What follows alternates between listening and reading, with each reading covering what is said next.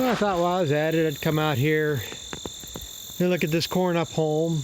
And I think I'll just make this video a bonus video for the day, make it a part 2, probably post both of these today. So I'd come out here and look at this, see where this is at. Now this is a corn I've been showing at least once a month all summer long here. I gotta find a tag so I can name what this corn is. It's mycogen corn, but I can't remember the numbers. They don't make them simple like they used to. You know, they used to have like just a 4-digit number. Now they can hold big kind of code, so it's kind of hard to remember the varieties anymore. But if I remember right, this is a 102-day corn, and today would be day 93 since I planted it. And like I said, I came out here 2 weeks ago. I didn't video. I don't think I videoed it. Don't remember. But I was out here about 2 weeks ago and looked at it, and it had some pretty decent ears, but it wasn't starting to dent yet. So that's why I come out here to look at that. And I wanted to see how bad if this got frosted. Now down there along the road I can see some brown leaves, but the outside is going to get frosted regardless how hard of a frost we get. The inside, you know, it's going to be blocking everything, and it's still getting heat from the grounds radiating up, so it takes a pretty good cold spell to really frost inside the field. You know, you get 2 or 3 nights of that, yeah, it'd kill it off. But we had a frost, a good one, 4 nights ago. I mean, there was ice on windshields when I got up in the morning. I think we had frost 2 nights ago, but there wasn't really much when I got up, so I don't think it was that hard of a one. But I thought, like I say, come out here and see what this is like. I haven't been down in this part of the field. You know, like I say, every time I come out here, I try to do a different part of the field. Looks like it must have some deer out here. Of course I got deer. I got another video I'm trying to get, but I can't catch them yet, so I ain't gonna say what it is until I do catch them. But like I say, every time I come into a different area of the field, see what it's like, get up here the ways. Like I say, the first video I did here, yeah, when I was done to my cousin's, the ears are down here. This variety's up here. This one right here is over my head. So that is kind of unreal about that, how different it is to corn. But this is going to be an indication why you need to get it in early and stuff. Yeah, let's see if find one of the better ears. I mean, there's going to be a lot of. So these ain't very big ears either, because like I say, it should have been planted a month earlier. And again, July and August we had a really kind of a dry spell, so we lacked the moisture to really be pushing this and filling this stuff out.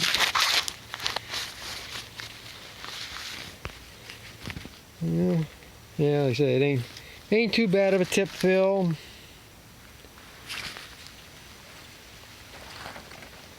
Yeah, it's going to be small kernels, but at least it's got pretty decent kernels to it. Let me get my sunglasses off here. Yeah, it's just starting to dent out. You can see them 3 next to my finger.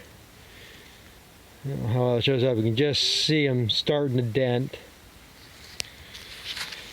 So this would still have to have about at least another week to 10 days probably on it. But this should make good feed. Like I said on the other one, on a scale of 1 to 100, if 100 was the absolute perfect conditions, you know, had the best feed value, best digestibility,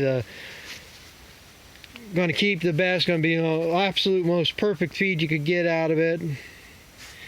Right now this is probably running about an 80 to 85. And I say, if this gets dented up, gets to the proper moisture level, starts getting, like I say, there's some more denting there. Now if it gets to the proper moisture level, like I say, it ain't gonna be much more than the 90, if that. Yeah, get the other half of it. I don't know what that's showing up, but yeah, it's probably about a quarter milk line. And I say it's going to take a few days. Right now at this stage, you can eat it. That's what I usually do. I get in here and I just start picking them off and eat them. Ain't that much different than sweet corn right now. I mean, it's tougher, but it's got the milk in it yet. I've seen that squeeze out, but it's got a lot of milk in it. So it's still got a ways to go. They still pop like a zit. But this is what I want to see on this corn.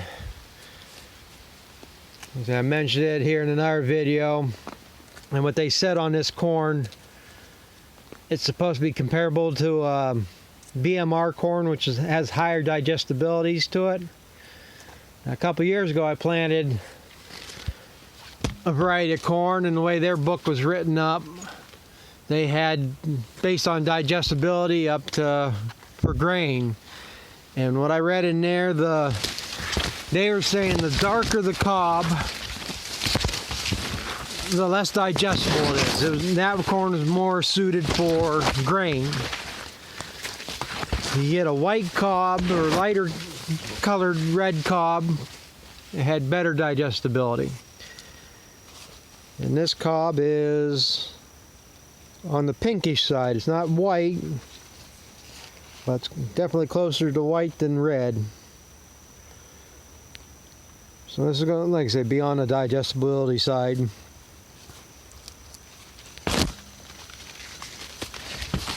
But it should make good feed. It's just too green to chop here yet.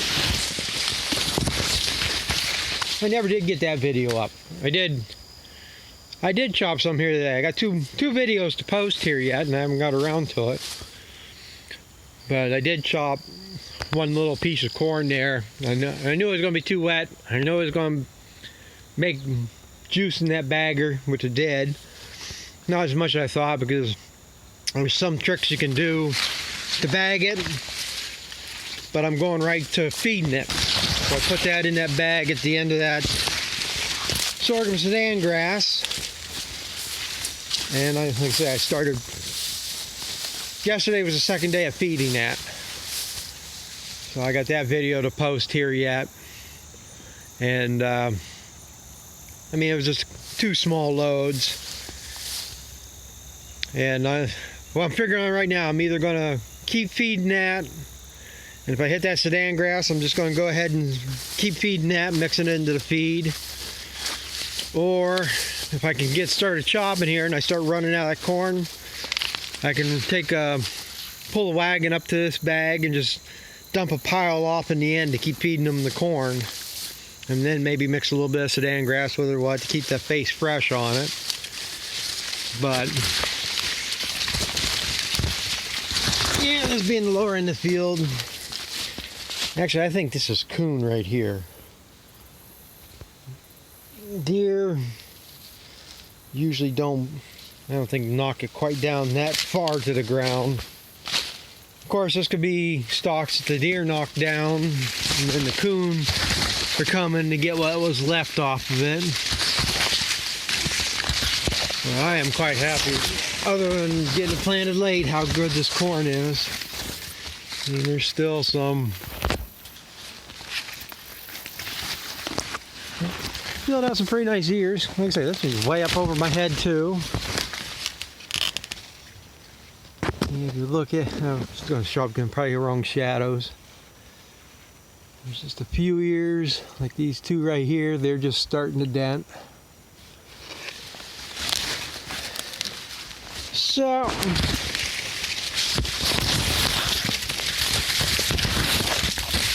I guess compared to what other guys have gone through this year with that derecho out in Iowa and these hurricanes, I imagine down in Louisiana, Mississippi, Texas, I bet there's some corn that got flooded or ground that's going to be so saturated they're going to be delayed harvest on it. Might not have affected the corn too much, but the harvest is going to be affected, plus other crops.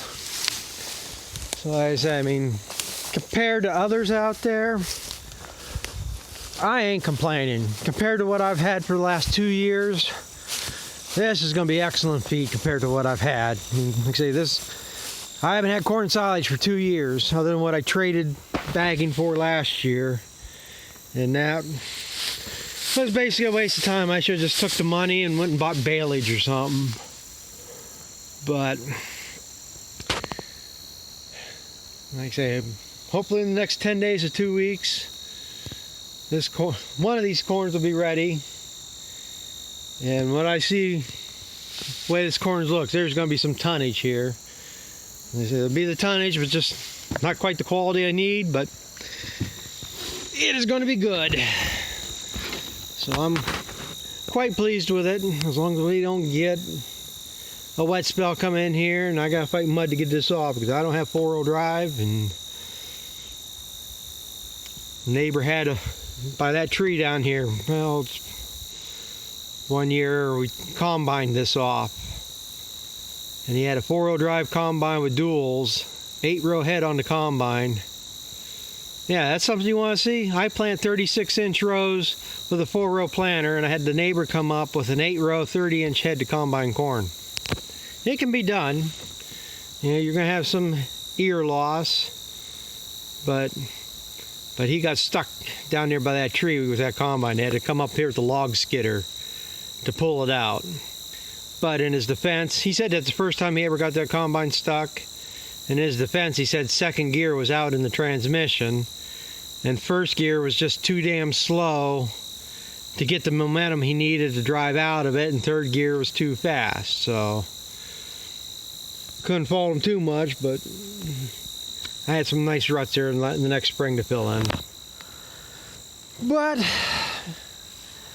so I'm going to wrap this up, because you're going to already have another video today. Like I said, I think I'm going to load this up as a bonus video, and then I can work on trying to get them other two loaded up. I keep forgetting about it, trying to keep in this certain timeline. So, but thanks for watching, and we'll catch up with you later.